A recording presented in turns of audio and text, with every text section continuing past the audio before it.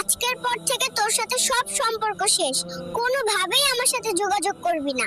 কেন, কি হয়েছে? সম্পর্ক নষ্ট করছো কেন? 2 মাসের সম্পর্ক, এখন জানতে পারি ও বিছানায় হিসু করে, তাই এই সম্পর্ক আমি রাখবো না।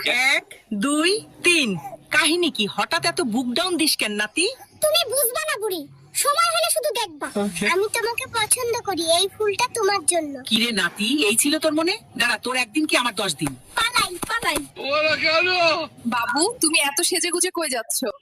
পাশের রুমে আমার সকিনা এসেছে, ওর সাথে দেখা করতে যাই।